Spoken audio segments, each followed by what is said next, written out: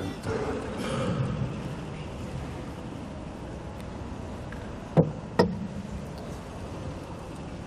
الله الرحمن الرحيم. الحمد لله حمدا كثيرا طيبا مباركا فيه، حمد الشاكرين لنعمه المثنين له القابلين عليه، لا نحصي ثناء عليه هو كما أثنى على نفسه. والصلاة والسلام الأتمان الأكملان المتلازمان على سيد الوجود محمد، رحمة الله المهداة للعالمين، الفاتح لما أغلق والخاتم لما سبق، ناصر الحق بالحق والهادي إلى صراط الله المستقيم، وعلى آله وصحبه حق قدره ومقداره العظيم. وبعد، بعدكم شكور الحق سبحانه وتعالى نكم تكي رحمة ناماني kipenzi chake na kipenzi chetu bwana mtume Muhammad sallallahu alayhi wa ala alihi wa sahbihi wa sallam.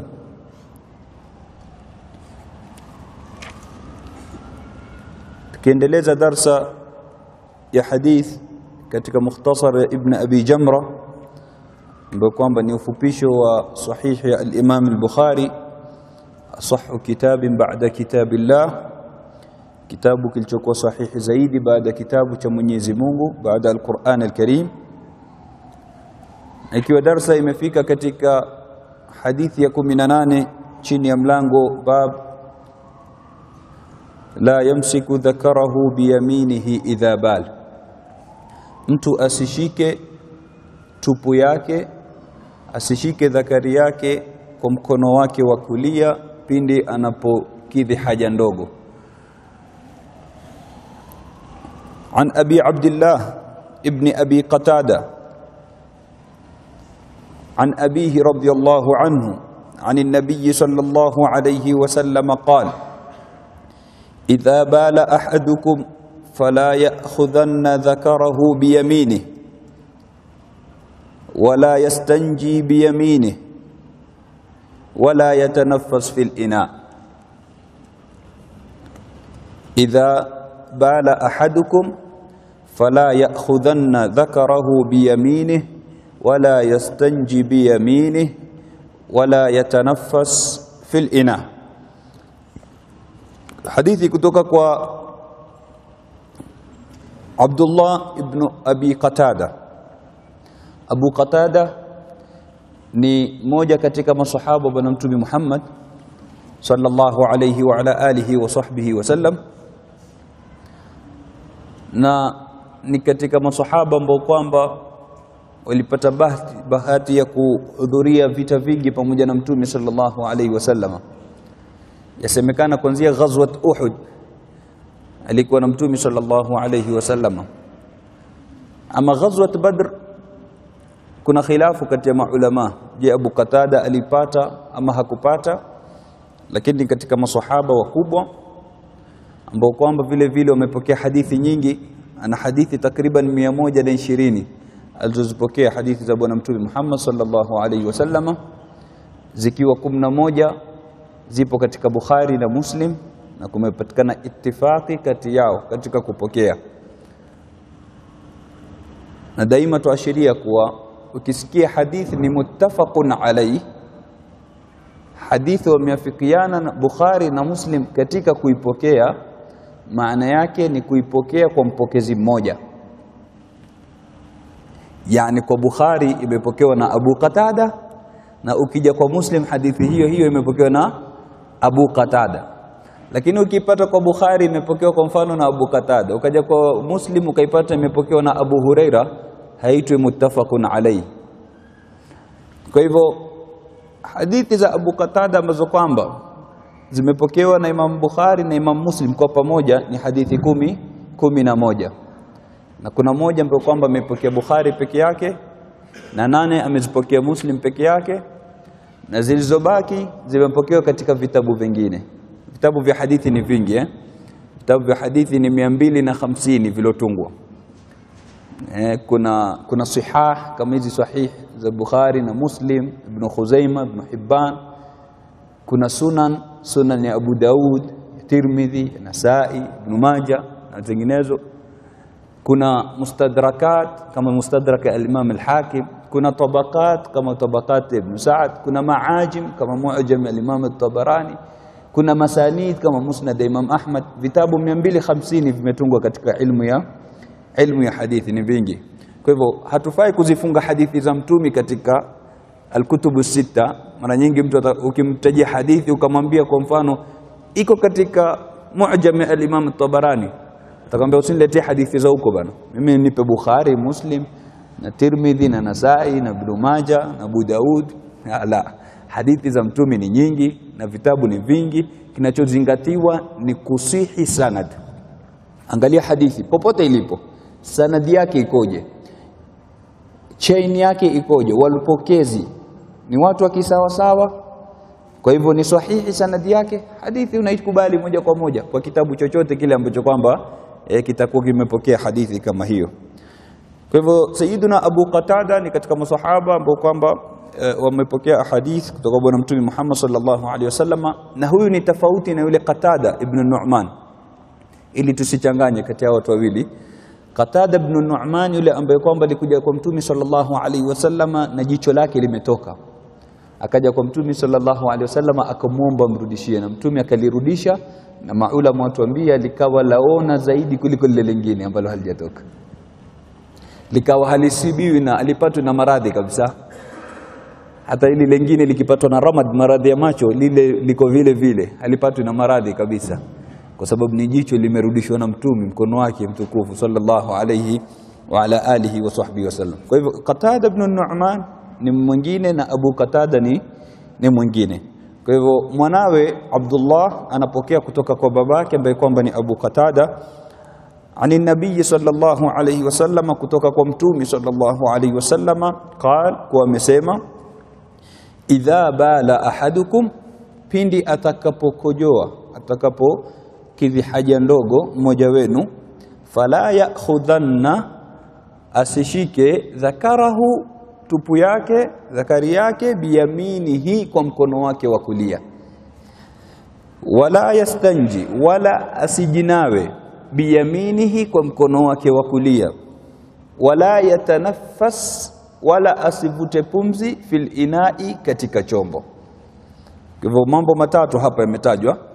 Jambo la kwanza, mtu anapokidhi haja ndogo asiguse tupu yake wala asishike tupu yake kwa mkono wa kulia. Pili, asijinawe na kujitamba kwa mkono wa kulia. Tatu, asivute pumzi katika chombo.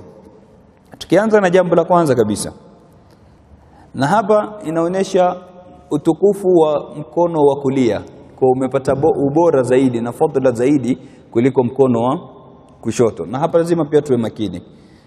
Tunaposema mkono wa kulia ni bora zaidi ya mkono wa kushoto, haina maana mkono wa kushoto hauna maana.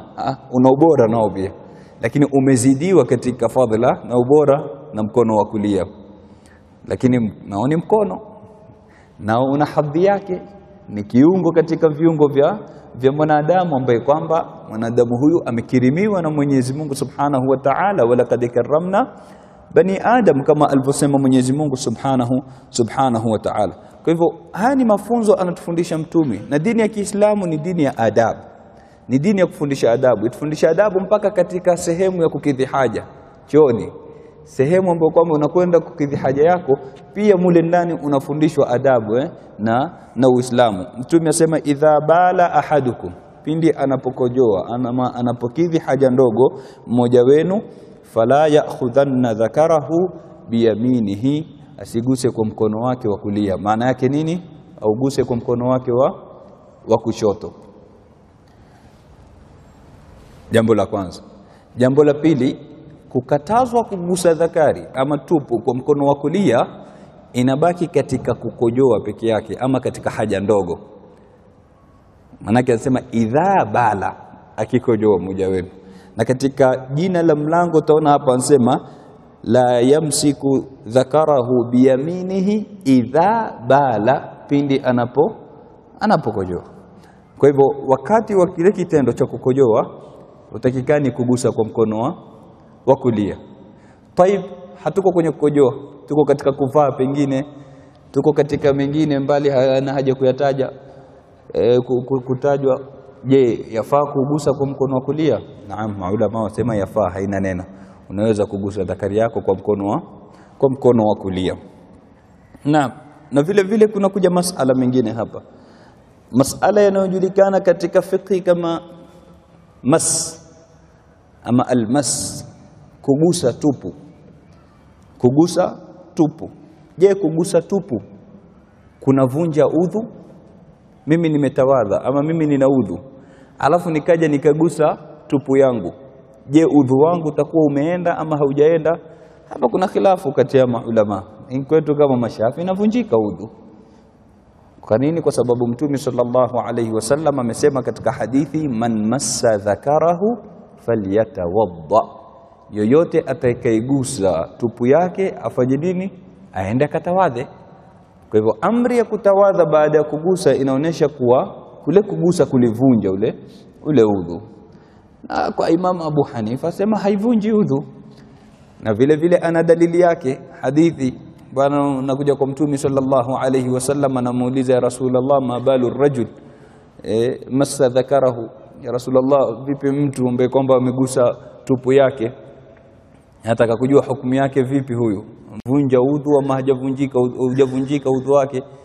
Mtume sallallahu alayhi wasallam anamwambia, innaha bid'atun mink, katika riwaya mudghatun mink, neno fula nyama tu hilo katika mwili wako, yani kama pua, kama sikio hivi, ukigusa pua udhu wako unatanguka. Kwa hivyo neno fula nyama tu katika mwili wako, kama nyama zingine ama kama viungo vingine. Na zote ni hadithi zimethubutu, zote ni hadithi ambazo kwamba zimethubutu. Kwa hivyo Imam Abu Hanifa yuko sawa akifuata katika hilo, Imam Shafi yuko sawa vile vile akifuata katika kusema inaotenguka. Lakini gani bora zaidi? Hapa hakutakikani mgongano, hakutakikani Mshafi na Mhanafi washikane matai, washikane makanzu na mashati waanze kupigana. Kila mmoja ana dalili yake, maneno bwana Mtume Muhammad sallallahu alayhi wa ala alihi wa sahbihi wasallam. Lakini gani bora zaidi? Tunakuja katika bora zaidi. Maulama watuambia i'malu dalilaini aula min ta'tili ahadihima, kuzifanyia kazi dalili mbili ni bora kuliko kuchukua moja ukaacha nyingine. Kwa hivyo mara nyingi zikija hadithi ambazo kwamba kwa juu unaziona kama zina mgongano, jaribu kuzikusanya uzifanyie kazi zote mbili badala kuchukua moja kuacha nyingine. Alafu wakati huo katika misingi ya sheria kuna msingi katika ibada unaojulikana kama al-ihtiyat, kuweka akiba. Yani katika ibada unapokuwa kwa mfano katika swala ya raka 4, lakini umefika sehemu unashaka, je, niko raka ya 3 ama ya 4, utafanya nini? Utaongeza moja. Ikiwa ulikuwa ya 3 ndio imekamilisha ya 4.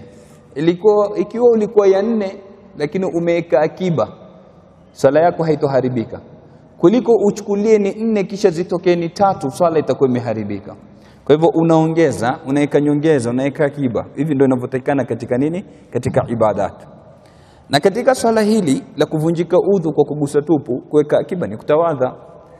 Kwa sababu ukitawadha udhu wako ikiwa uko sawa, ulikuwa haupo pia uko sawa. Kuliko usitawadhe kisha uwe huna udhu unswali swala yako impita hivi. Lakini maimamu wote wako sawa na kila mmoja anafuata hadithi ya bwana Mtume Muhammad sallallahu alayhi wa ala alihi wa sahbihi wasallam. Kwa hivyo haya masala ndio yanaitwa mtu kugusa tupu yake kwa mkono wake unavunja udhu, lakini nao ina masharti. Kugusa kwenyewe ni kwa sifa gani? Je, nimegusa tupu kwa mguu itakuwa nimevunja udhu? La. Kama wanavyosema maulama ni kwa batnul kaffi, hichi kitanga cha mkono, hii sehemu ya ndani ambayo kwamba ukivishikanisha vitaga vya mkono hivi, hii sehemu ambayo kwamba inashikana na mwenzake ndio inaitwa batnul kaf. Kwa hivyo ubavu hauitwi batnul kaf, na juu ya vidole vile vile haitwi batnul kaf, na mimbabi aula huku nyuma vile vile hakuitwi batnul kaf. Kwa hivyo mtu anapogusa tupu yake, kwa mfano kwa huku nyuma, udhu wake uko sawa kama alikuwa ana udhu. Amegusa kwa ubavu, udhu wake bado uko sawa. Sasa ili ule udhu uvunjike, uharibike, ni mpaka aguse na humu ndani batnul kaf, katika tumbo hili la hichi kiganja cha mkono. Ukigusa na hapa ndani utakuwa umetangua udhu wako. Naam.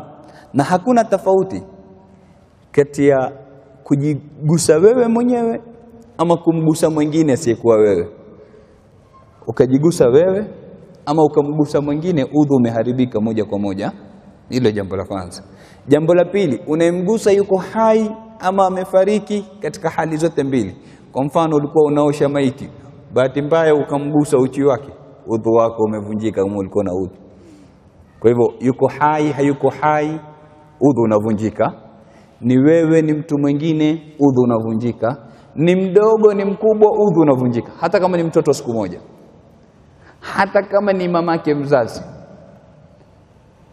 Mama mzazi ana mtoto wake, katika kumnawa pengine amejikojolea yule mtoto, kwa hivyo anamsafisha. Katika kumsafisha amegusa utupu yake, ikiwa yule mama alikuwa na udhu umeharibika.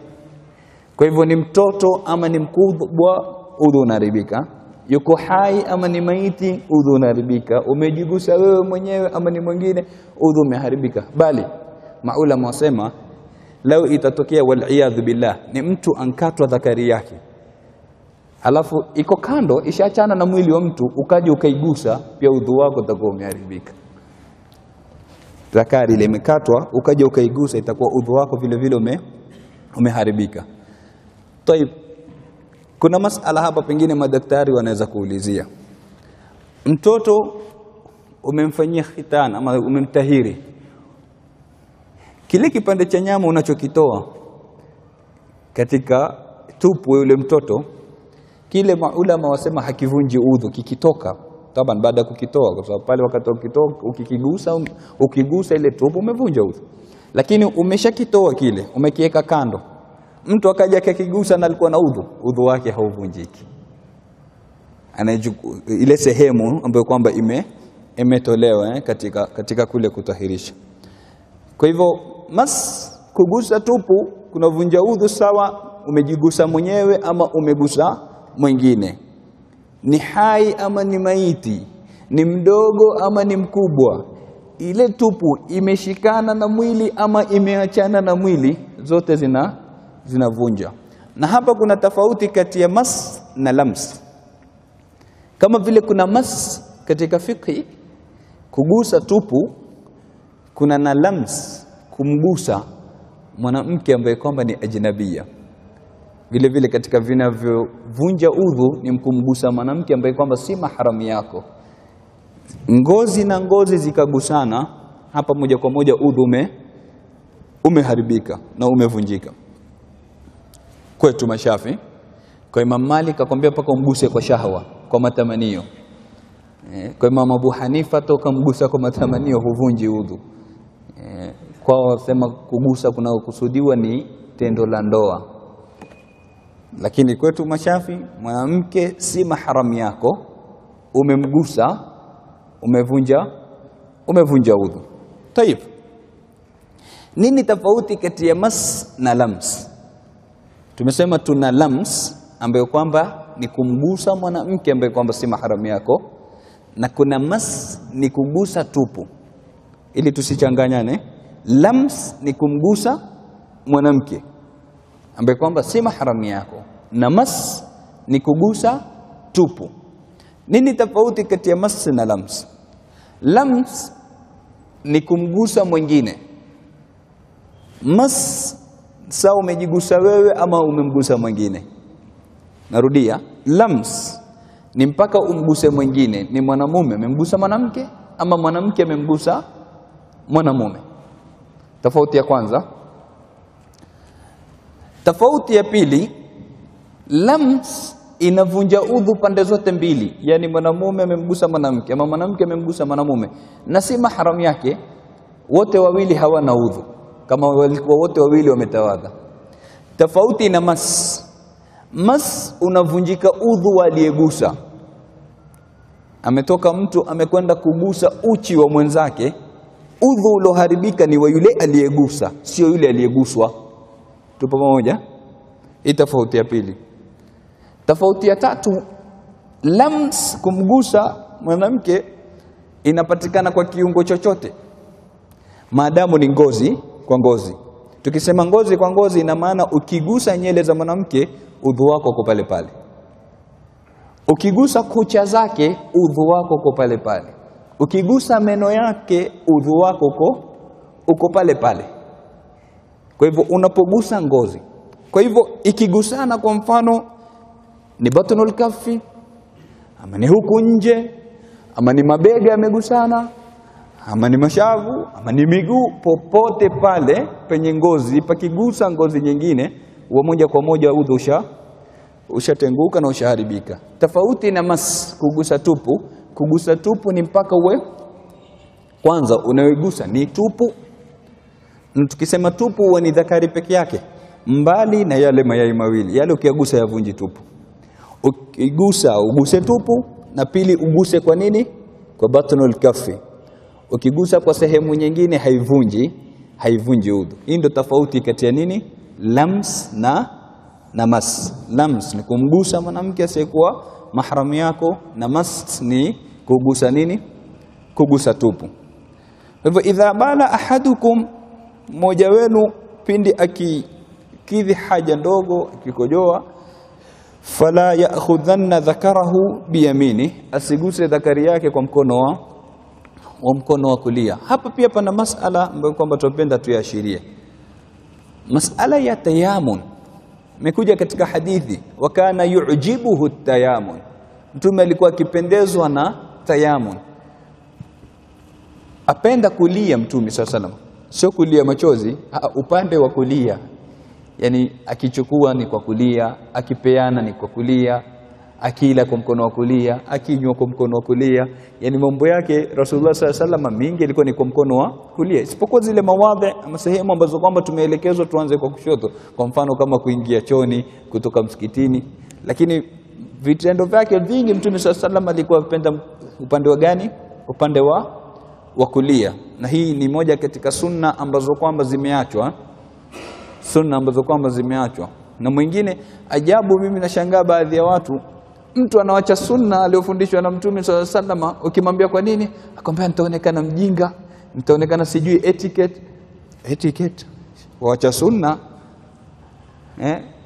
kwa sababu akienda kwa mfano amealikwa chakula, amewekewa sijui amewekewa na kisu, anashika kisu kwa mkono wa kulia, ashike na kwa mkono wa kushoto, alena. Sheikh, utakulaje kwa mkono wa kushoto? Asema nitaonekana sijui etiquette mimi. Sheikh, umeambiwa ule kwa mkono wa kulia na Mtume ufundishwa, watanguliza wengine. Shetani ndio mwenye kula kwa mkono wa kushoto. Alafu Muislamu atakana jifakhiri na mafundisho ya dini yake. Ukifika pale kula kwa mkono wa kulia, wacha kuulize, ubainishie usawa, ubainishie kuenda mkono wa baraka, na ndivyo alivyofundishwa na Mtume wako sallallahu alaihi wasallam. Kwa nini wewe uwachunge wao wasikuchunge wewe?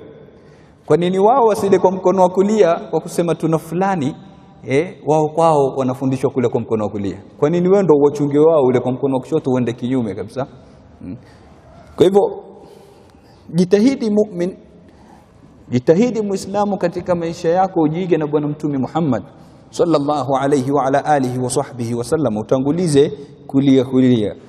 Na yoyote ambaye kwamba katika huu ulimwengu wa dunia atakuwa ni mwenye kutanguliza pande ya kulia katika mambo yake, basi huyo huenda Mwenyezi Mungu Subhanahu wa Ta'ala siku ya kiyama kampa kitabu chake kwa mkono wa kulia, kwa kule kupenda kwake kulia ama upande wa kulia. Basi Mwenyezi Mungu Subhanahu wa Ta'ala siku ya kiyama akija akipeana fa amma man yu'ta kitabahu biyaminihi. Na Mwenyezi Mungu tujalie inshallah sote tuwe katika wale ambao kwamba watapokea kitabu chao kwa mkono wa kulia biidhnillah. Naam. At-tayamun, masala mengine vile vile ni yaweke wazi. Masala ya kutumia mkono wa kushoto katika kuleta dhikri. Kwa mfano, umepiga salamu alaykum, umeanza adhkari za baada ya swala, subhanallah, alhamdulillah, Allahu akbar, mara 33, sio? Mkono wa kulia unafika mpaka 15, hujafika bado 33. Je, wafaa kuleta kwa mkono wa kushoto ama utarudi hapa hapa kwenye mkono wa kulia? Haya masala ambayo kwamba yametatiza baadhi, na wengine wamefika hadi kubwa zaidi, akimwona mwenzake aleta kwa mkono wa kushoto na kama hana jualo. Mambo gani? Mkono wa choni, sio uita hivyo, mkono wa choni. Sheikh, ulikuja nao nini msikitini? Ungewacha huko kwa choni. Kwa nini wengine msikitini? Tayamun, hadithi naam imekuja, kana yuhibbu tayamun, mtume alikuwa akipenda tayamun. Lakini nini maana ya tayamun? Tayamun maana yake ni kuanza kwa kulia. Narudia, kana yuhibbu tayamun, mtume alikuwa apenda tayamun, yani apenda kuanza upande wa, naangalia mifano ndio utajua maana ya hadithi. Fi tanaulihi, katika kuvaa kwake viatu. Mfano kwanza uliopigwa katika hadithi hiyo hiyo, kana yuhibbu tayamun, mtume alikuwa apenda upande wa kulia fil amri kulli. Kisha kukapigwa baadhi ya mifano, fi tanaulihi, katika kuvaa viatu kwake. Sasa kiatu tavaa mguu wa kulia, mguu wa kushoto wache, ama waanza wa kulia umalizia wa kushoto? Mfano wa pili uliopigwa katika hadithi, watarajulihi, na kutana kwake. Utachana nyele za upande wa kulia uache za kushoto, ama unaanza za kulia unamalizia za kushoto? Kwa hivyo tayamun ni kuanza kulia lakini unamalizia wapi? Makosa unapokuja katika dhikri subhanallah subhanallah ukaanza kushoto kisha ukaja kulia, umekwenda kinyume na tayamun. Tayamun unaanza kwa mkono wa kulia unamaliza unakuja mkono wa kushoto, hujavunja tayamun kabisa. Tupo pamoja? Alafu Mtume sallallahu alayhi wa ala alihi wa sahbihi wasallam katika hadithi ambayo kwamba imepokewa na al-Imam Abu Amr ad-Dani katika kitabu chake Al-Bayan fi addi aya al-Quran, hadithi ya Ummu Salama, anasema Mtume sallallahu alayhi wasallam alihesabu aya za bismillah, akaanza bismillahir rahmanir rahim alhamdulillahi rabbil alamin arrahmanir rahim, akafika mpaka mwisho ghairil maghdubi alayhim waladdallin ihdina siratal ladhina an'amta alayhim ghairil maghdubi alayhim waladdallin, akasema as-sabi'a. Nasi hadithi yasema akahesabu kwa mkono wa kushoto, alianza 1 2 3 4 5 yoenda mpaka 7. Suratul Fatiha ina aya 7, kwa hivyo aliendelea wapi? Mkono wa kushoto 6 7, mkono wa kushoto katajwa katika hadithi na Ummu Salama. Sasa swali linakuja, kusema subhanallah na kusoma aya gani dhikri bora? Afdalu dhikri qira'atul Qur'an, bila shaka haina khilafu kabisa. Dhikri iliyokuwa kubwa zaidi ni maneno ya Mwenyezi Mungu Subhanahu wa Ta'ala, al-Qur'an al-Karim. Sasa ikiwa mtumi aya za Qur'ani amezihesabu kwa mkono wa kushoto baada taban kumaliza mkono wa kulia, vipi wewe uje umkataze mtu tasbihi kwa mkono wa kushoto? Yani kuleta nini? Subhanallah kwa mkono wa kushoto. Tupo pamoja? Ikiwa Qur'ani ambayo kwamba ni afdalu dhikri mtume amehesabu kwa mkono wa kushoto. Katika kitabu hicho At-Tibyan fi addi ayat al-Quran anataja al-Imam Abu Amr ad-Dani, anasema tabi'ina, ametaja tabi'ina wawili, Tawus na Ibn Sirin, katika maulama wakubwa wa tabi'in. Asema Tawus na Ibn Sirin walikuwa hawaoni tatizo mtu kuhesabu aya ndani ya swala. Yani unaswali ukawa unahesabu aya kwa mkono ndani ya swala, kwa madhehebu ya nani? Tawus na Ibn Sirin wanaona haina tatizo, haivunji swala, kwa sababu haraka inayovunja swala ni kiganja kwenda juu. Narudia, haraka tatu. Ukisikia haraka tatu za vunja swala, haraka tatu za kufuatana, zinavunja swala ni kiganja kwenda juu. Lakini chini ya kiganja, kwa mfano kidole kimoja, haivunji swala. Wewe una swali, mara amekuja mbu akakuuma, unawasha, wataka kujikuna, peleka mkono. Hii ni haraka ya kwanza. Hapa jikune inshallah mara 100. Alafu rudisha mkono. Hizo ni haraka mbili tu. Ile kidole haihesabiki. Tuko pamoja? Ile umepeleka mkono ni haraka, na ukiregesha ni haraka. Lakini umepeleka wewe wajikuna na mkono mzima, hapo zikipita 3 umevunja swala. Kwa nini? Kwa sababu swala ni namassalatu tamaskununa, swala ni utulivu, na haraka 3 mfululizo ni kinyume cha utulivu. Na hapa tuwe makini katika swala la utulivu, la haraka 3 mfululizo. Yani tukiweka hii kaidi ya mfululizo, yani tukisema mfululizo, maana yake haraka ndani ya swala unaweza kufanya zaidi ya 3 ikiwa si mfululizo. Narudia, umewashwa, umepeleka mkono, umejikuna, umeregesha, ni 2, sio? Imekuja rakaa nyingine, umeumwa tena na mbu, wataka kujikuna tena, peleka mkono, jikune, rudisha. Inshallah mara 100 ndani ya swala si tatizo, maadamu hazifuatani. Sasa kipi kipimo cha kufuatana? Kipimo cha kufuatana ni kiwango cha kusoma aya 2 za wastani, si ndefu wala si fupi. Kiwango cha kusoma aya 2. Kwa mfano umewachwa, umejikuna, umeregesha, ihdina siratal mustaqim siratal ladhina an'amta alayhim, zimepita aya 2, waruhusiwa tena kuregesha, kujikuna. Madamu kumepita kiwango cha kusoma aya 2, hapo ushatoka katika kufuatana zile haraka 3. Tupo pamoja nadhani? Kwa hivyo haraka 3 za mfululizo ndio zenye kuvunja swala.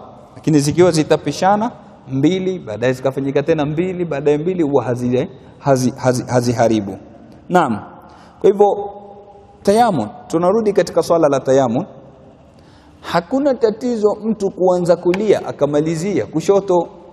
Mtume amehesabu Qur'ani, aya za Qur'an, akaanza kulia na kushoto. Na al-Imam Tawus na al-Imam Ibn Sirin vile vile walikuwa hawaoni tatizo kuhisabu. Kisha riwaya inasema na Ibn Sirin alikuwa akihesabu kwa mkono wa kushoto. Ibn Sirin kama mwanachuoni mkubwa katika wanazuoni wa tabiina waliokuja baada ya maswahaba, yeye alikuwa akihesabu aya katika Qur'ani kwa mkono wa kushoto. Kwa hivyo hakuna tatizo. Hadithi ilipokuja, Mtume alikuwa kana yaqidu biyadihi, Mtume alikuwa akihesabu kwa vidole vyake ama kwa mkono wake. Na katika riwaya nyingine Mtume sallallahu alaihi wasallam anawaambia wanawake wa Kiislamu, waqidna bil anamil, hisabuni zile tasbihi na takdisi na tahlili. Kwa nini? Anamil ni vichwa vya vidole, hisabuni kwa vichwa vya vidole. Tuko pamoja? Ukisema wataka utumie lafdhi kama ilivyokuja katika hadithi, tutumie vidole, sio sawa? Tutatumia vidole, lakini Mtume sallallahu alaihi wasallam ametaja anamil, vichwa vya vidole. Sasa wewe unapohesabu ya juu kateremka na chini, ushatoka katika anamil. Unmula katika lugha ni hichi kichwa cha kidole. Yani inabidi sasa uhesabu 5, urudi tena 5, usende 15 katika mkono mmoja. Tuko pamoja? Lakini sio kusudio hilo.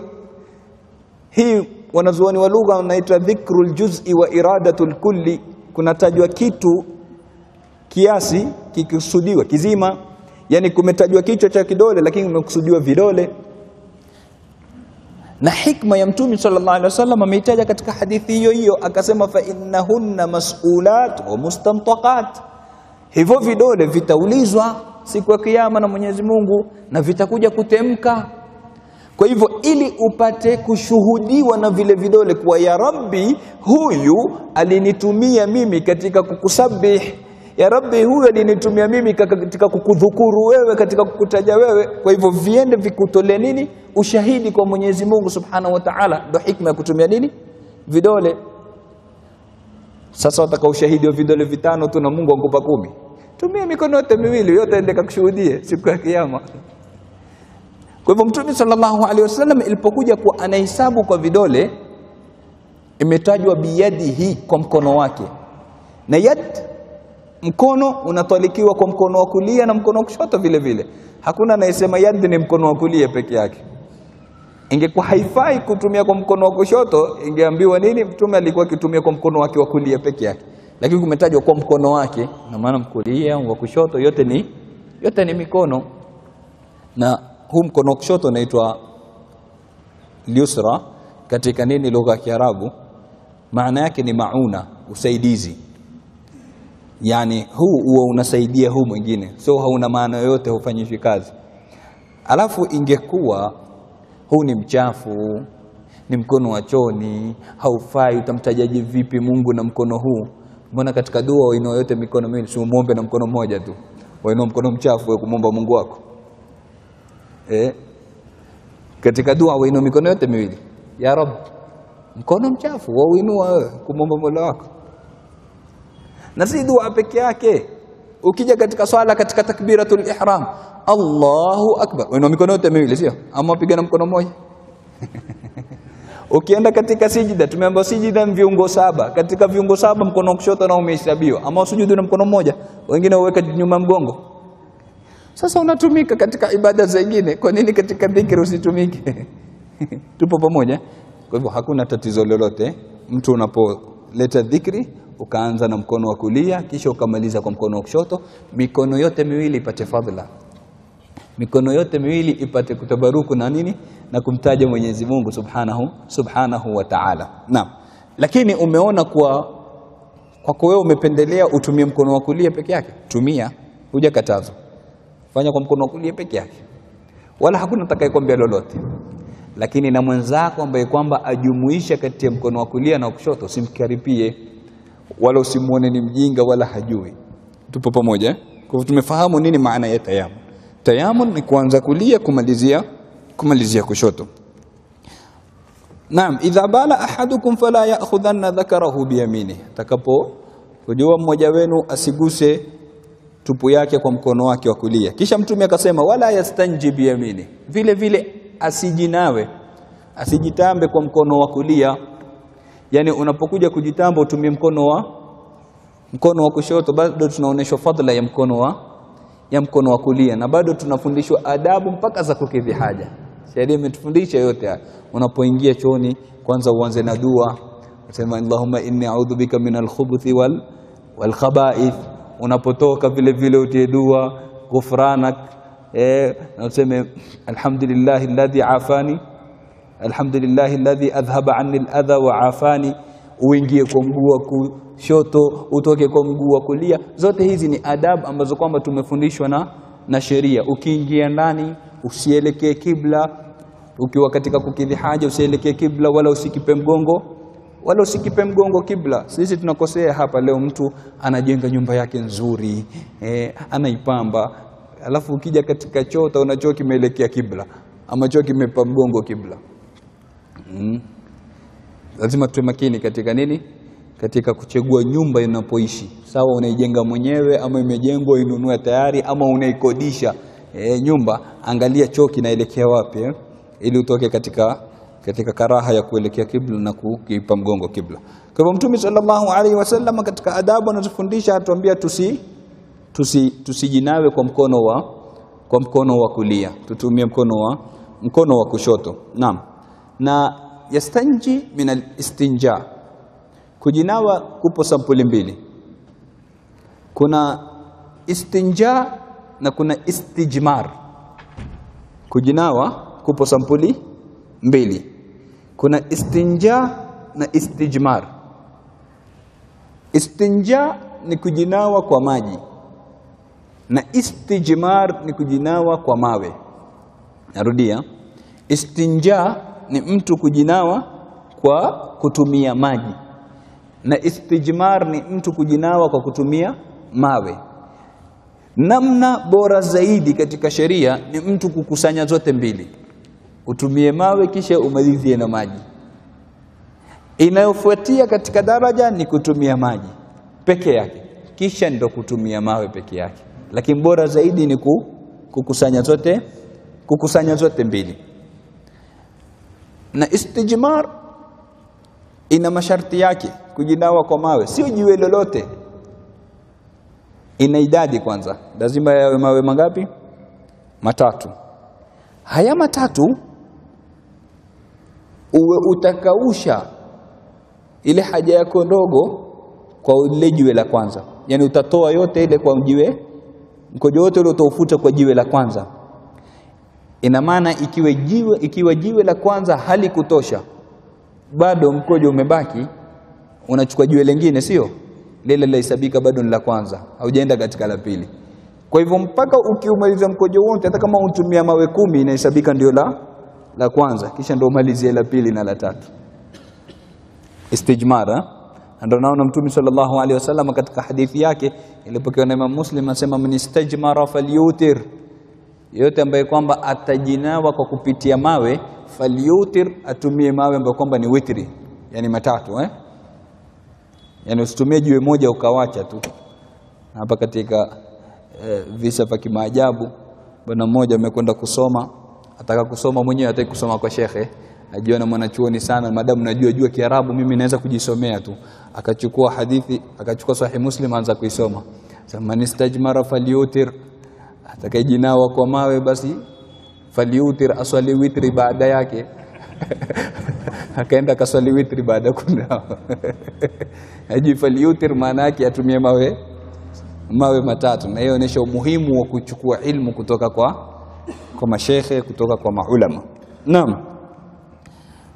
Na kutumia jiwe si mpaka liwe jiwe peke yake, na kila kinachochukua hukumu ya jiwe, kila kinachochukua hukumu ya jiwe kwa masharti manne. Sharti la kwanza kiwe ni tahara, uweze kujinawa na kitu ambacho kwamba ni najisi, utumie kitu ambacho kwamba ni tahara. Sharti la pili iwe ni jamid, kitu kigumu, sio kitu majimaji, itaeneza sasa ile najisi badala ya kuondoa. Sharti ya tatu iwe ni qali'an, ni yenye kutoa najisi. Usitumie kitu ambacho kwamba itakuwa haitoi sasa ile najisi, nabakisha pale pale. Sharti ya nne iwe ni ghairu muhtaram, si yenye kuheshimika. Nini maana si yenye kuheshimika? Yani huwezi kwenda kuchukua chakula ukajinawa nacho, ama matunda, ama ukaenda kuchukua karatasi imeandikwa maneno ya Mungu ama maneno ya Mtume, uende ukajinawa nayo. Makosa, haifai. Bali pia katika hadithi imekatazwa hata kutumia mifupa kujinawa na kujitamba nayo. Kwa hivyo angalia kitu ambacho kwamba si muhtaram, sio chenye kuheshimika. Na inaingia katika hiyo tissue zile ambazo kwamba ni ngumu, sio zile soft. Zile ngumu, zile tissue ngumu zinachukua hukumu ya jiwe, unaweza kujitamba nayo katika nini, katika sheria. Mwingine akisikia hivyo za kusema uzungu huo, si uzungu. Imekamilika masharti ya kifikihi katika kitu hicho, unaweza kutumia. Naam. Yani unkwenda sehemu ndo hakuna maji, na hakuna namna ya kuyapata maji, unaweza kutumia ile tissue ikiwa ni ngumu, ni ngumu na si maji, ni kavu. Naam. Kwa hivyo wala yastanji biyamini, Mtume akakataza mtu kutumia mkono wake wa kulia katika kujinawa na kujitamba. Atumie mkono wake wa kushoto. Na unapojitamba takikana mtu uhakikishe kuwa umemaliza mkojo wote ule. Ndio katika sunna za kujitamba ni mtu kujikohoza yatoke ile matone yalobaki, sababu mtu mara nyingine huwa kuna matone bado hayajatoka, yamebaki ndani. Na kuna imrarul yad, vile kupitisha mkono chini ya tupu ile ili kuyasukuma yale matone yalobaki uyatoe. Bado utatumia mkono wa kushoto, utumie mkono wa kulia. Almuhimu kupatikane istibra, kwa sababu hakuna kitu ambacho kwamba kinasababisha adhabu ya kaburi kwa wingi kama alivyosema Mtume kama kukosa istibra, kukosa kujinawa vizuri katika haja ndogo. Mtume sallallahu alaihi wasallam anasema adhabu nyingi ya kaburi inapatikana kutokana na nini? Na watu kutojinawa vizuri katika mkojo. Mtu mkwanda umekojoa, ushakata ule mkojo utoka mbio. Ukitoka letone latoka, laingia kwenye nguo imeshika najisi, unatembea na najisi, kunkosekana istibra. Hapa ndo unashanga mtu ameingia chooni akwambia bana mimi nda haja ndogo, ameingia sekunde 5 ashatoka. Shekhe unwahisa ngapi wewe kumaliza? Wahisa ngapi kukata? Na tukisema ukae kwa makini mpaka ukate mkojo wote, haimaanishi ndio ukae masaa shekhe kwa mashetani huko chooni. Kaa kiwango cha kumaliza ile haja yako utoke. Usikae masaa kwa masaa. Na katika hadithi nyingine Ibn Abbas, Mtume sallallahu alayhi wasallama alipita katika makaburi mawili, hadithi iko katika sahihi ya Imam al-Bukhari. Faqala innahuma la yu'adhabani, sema Mtume sallallahu alayhi wasallam, hawa walozikwa katika makaburi haya mawili wanaadhibiwa. Amma ahaduhuma, ama mmoja wao, fakana yamshi bin namima, sababu ya kuadhibiwa mmoja wao alikuwa tembea na namima, atia maneno kwa huyu, akimtia huyu maneno, akizunguka kitia maneno tu kazi yake. Wa amma al-akharu, na huyu wa mwisho ama huyu mwingine wa pili, fakana la yastabri'u min bawli, alikuwa hamalizi mkojo wake, hafanyi istibra. Kwa hivyo adhabu ya kaburi ikhwatul iman wal islam kwa wingi inampata nani? Mtu ambaye kwamba hafanyi istibra, yani hamalizi ile haja yake mpaka mwisho. Unatakana mtu awe makini katika swala kama hilo. Mtume sallallahu alaihi wasallam akamalizia wala yatanaffas fil ina, vile vile mtu hatakikani kuvuta pumzi katika nini? Katika chombo. Naam. Pengine mtu atauliza kuna mafungamano gani kati ya kugusa dhakari kwa mkono wa kulia na kujinawa kwa mkono wa kukatazwa kujinawa kwa mkono wa kulia na kukatazwa kujigusa dhakari kwa mkono wa kulia na kunywa maji? Kuna mafungamano gani? Maulama wanasema kwa sababu Mtume sallallahu alaihi wasallam baada ya kukidhi haja huenda kutawadha, na Mtume akitawadha hupenda kunywa yale maji ambayo kwamba ni mabaki ya kutawadha. Tupo pamoja? Mtume sallallahu alaihi wasallam baada, na hivi ndivyo ninavyotakikana muumini. Umekwenda kukidhi haja yako, umeharibu udhu, sio? Ukitoka tu tawadha. Yani muumini hutakikani kukabila udhu wewe, kwa sababu al-udhu silahul mu'min, udhu ni silaha ya muumini. Ukiwa katika sehemu ni hatari, utatembea bila silaha, chuma kitakuwa ubavuni kila saa, sio? Sema hapa lazima nijikinge bana, kukitokea lolote nina chombo, nina silaha. Na silaha ya mu'min ni udhu. Sisi tunaishi katika zama ngumu, kila sampuli ya fitna na kila sampuli ya mabala. Mara huyu ashampiga huyu na hasad, mara huyu ashamfanyia yule sihiri, mara huyu sijui ashamfanyia nini. Yote hayo yanakupata kwa wepesi unapokuwa huko katika udhu. Hujajikinga, wewe umepewa kinga na sheria, umepewa ngome ambayo kwamba inazuia zote hizo, zinapokuja zinaregeshwa. Ndo immune system hiyo ya kisharia hiyo, kukuzuilia ya kupigana na zile virusi vibaya baya, sijui hasadi, sihiri, nini zote hizo. Kwa hivyo watakikana muumini wewe jitahidi usikae bila udhu. Ukiharibika nenda katawadhi. Hivi ndivyo alivyokuwa Rasulullah sallallahu alayhi wa ala alihi wa sahbihi wasallam. Na swala la kukatazwa mtu kuvuta pumzi katika chombo ni kwa sababu inaleta athari mbaya, inaleta maradhi. Mtume sallallahu alaihi wasallam ndio maana katika sunna yake ilikuwa akinywa matama matatu. Na matama matatu sio kwa mfululizo. Matama matatu anakunywa, anavuta pumzi, anakunywa tena la pili, anavuta pumzi, anakunywa la tatu. Kwa hivyo pumzi anavuta lakini sio ndani ya chombo. Tupo pamoja? Kwa hivyo Mtume sallallahu alaihi wasallam alikuwa akinywa matama mangapi? Na haimaanishi kuwa una kiu sana usiendelee tama la 4. Kunywa inshallah matama 100 kama una kiu, lakini matatu. Fanya la kwanza, utapumzi, la pili, la tatu. Lakini sio nishika hivi chombo teremka tu chupa ya maji ya 1 lita ile paka yamalizika, madhara matupu huko ndani. Kwa hivyo kilichokatazwa ni kuvuta pumzi ndani ya chombo kile, wanywe na huku wavuta pumzi. Taib, ina athari gani? Kuna research imefanywa si kitambo Amerika, wanasema kwa sababu kuna bakteria zinatoka zinaingia katika yale maji, kisha zikirudi ndani zinarudi kwa namna nyingine tofauti ambayo kwamba inadhoofisha hii jihazul hadhmi ambayo kwamba inasaidia kutafuna, kisha unapata shida ambayo kwamba inaitwa kurha ambayo kwamba inakupa udhaifu katika nini, katika swala la kutafuna na kusaga chakula. Vile vile wakasema inasababisha kupanda sukari katika damu. Kwa hivyo unapatwa rahisi na maradhi ya sukari kutokamana na kuvuta pumzi katika vyombo. Hizi baadhi ya research ambazo kwamba zimefanywa Amerika.